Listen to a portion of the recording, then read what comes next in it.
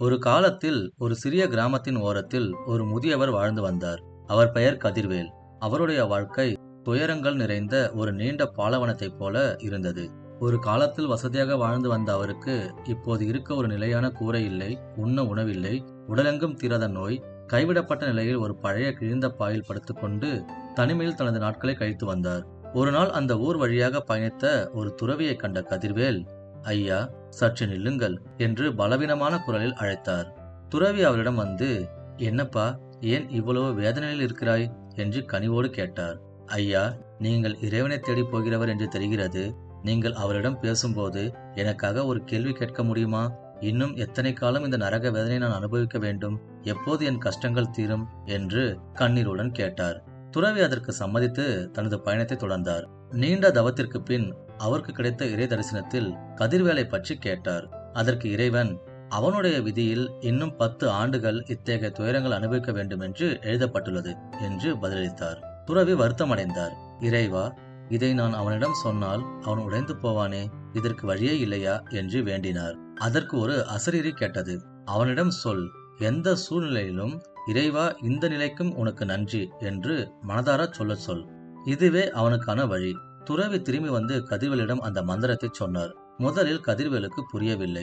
ஆனாலும் அவர் அதை ஒரு விரதமாக ஏற்றுக்கொண்டார். பசியால் வயிறு காய்ந்த போது, இறைவா, இந்த பசிக்கும் உனக்கு நன்றி என்றார். நோயால் உடல் துடித்த போது, இறைவா, இந்த வலிக்கும் உனக்கு நன்றி என்றார். ஊர் மக்கள் அவரை ஏளனம் செய்த போது, இறைவா, இந்த அவமானத்திற்கும் உனக்கு நன்றி என்றார். நாட்கள் செல்ல செல்ல ஒரு அதிசயம் நடந்தது. 10 நாட்களில் கதிர்வேலின் முகம் பொலிவு பெற்றது.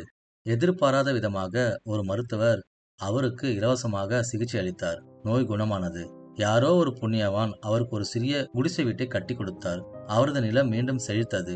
சில நாட்கள் கழித்து திரும்பி வந்த துறவி கதிர்வேலின் மகிழ்ச்சியாக இருப்பதைக் கண்டு அதிர்ச்சி அடைந்தார். மீண்டும் இறைவனிடம் சென்று, 10 ஆண்டுகள் என்றீர்கள், ஆனால் சில நாட்களிலே எல்லாம் மாறிவிட்டது, எப்படி என்று கேட்டார். இறைவன் புன்னகைத்தே சொன்னார், அவனுடைய விதியில் 10 ஆண்டு துயரம் இருந்தது உண்மைதான். ஆனால் அவன் ஒவ்வொரு துன்பத்தின் போதும் நன்றி என்று சொன்னபோது அவனுடைய கர்ம வினைகள் அனைத்தும் அந்த நன்றியுணர்வு என்ற நெருப்பில் எரிந்து சாம்பலாகின.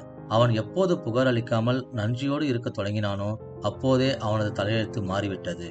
நண்பர்களே, இந்த கதையின் நீதி இதுதான். புகார் கூறுவது வாழ்க்கையை பாரமாக்கும், நன்றியுணர்வு வாழ்க்கையை அழகாக்கும். நம் வாழ்வில் சிறு கஷ்டம் வந்தாலே எனக்கு ஏன் இப்படி நடக்கிறது என்று கடவுளிடம் சண்டையிடுகிறோம். ஆனால் எந்த சூழ்நிலையிலும் இறைவா, உனக்கு நன்றி என்று சொல்ல பழகினால் நம்முடைய விதியையே மாற்றும் வல்லமை அந்த ஒரு சொல்லுக்கு உண்டு.